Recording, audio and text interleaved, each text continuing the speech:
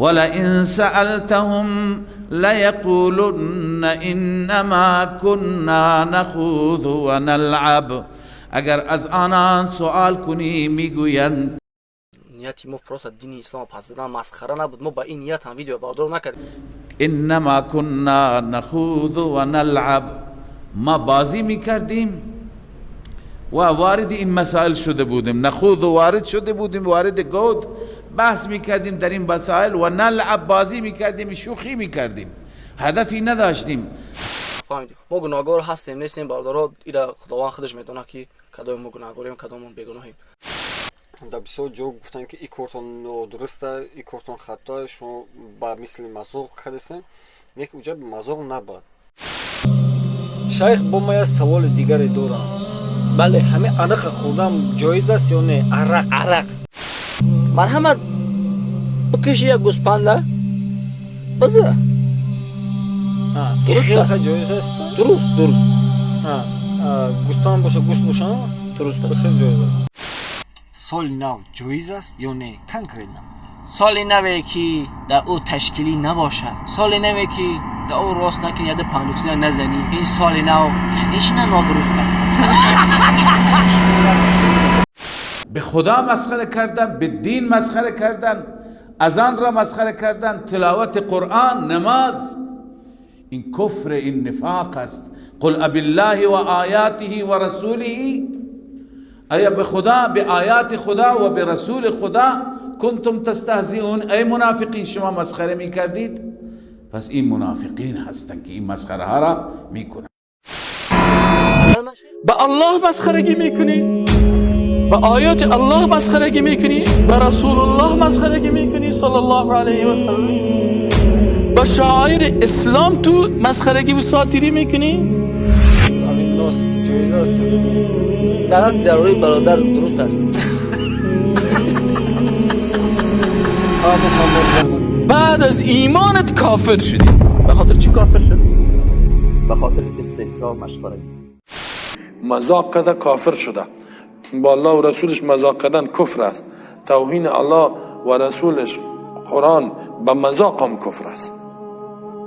قل بالله، قل بگوید برای منافقین آیا با الله کنتم تستهزئون استهزاء میکنین؟ با الله یعنی به دین الله، به توحید الله، به شریعت الله و آیاتی به احکامش، به کتاب الله و رسولی به پیامبرش یا به سنت رسول و خودش متعال سنتش است. استفهام برای توبیخ است. حالا الله چی میفرماد؟ لا تعتذروا، عذر بهانه پیش نکنین که مذاق کردیم. قد کفرتم بعد ایمانکم، به این قسمای دروغینتان عذر پیش نکنین فایده ندارد. بدون شک کافر شدین بعد از اینکه ایمان تان ظاهر کرده بودین، حالا کفر اظهار کردین.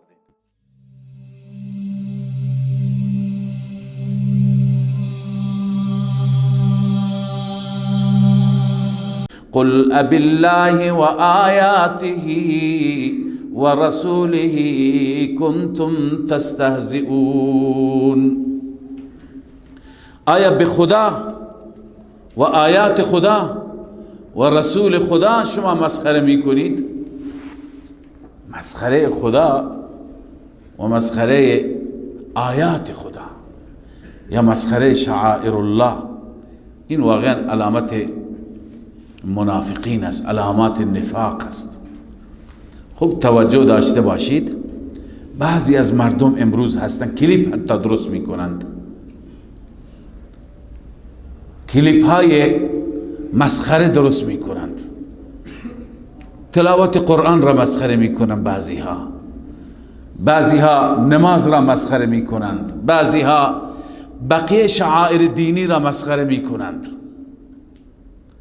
و می خواهم مردم را بخندونند. نوع قرآن می خوانه، به نوع نماز می خوانه که دست و پا می زنه و عرض کنم که جفتک بلا نسبت می زنه و می خواد نشون بده که من نماز می خوانم، می خواد بخندونه، یک بالاخره مسخره‌ای و یک جوکی درست می کنه.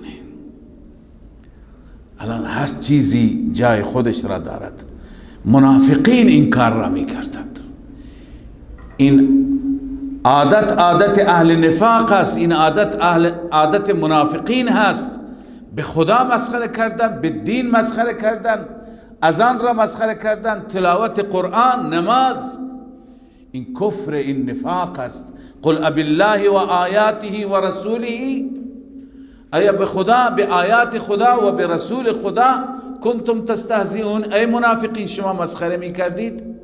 پس این منافقین هستند که این مسخره ها را می کنند.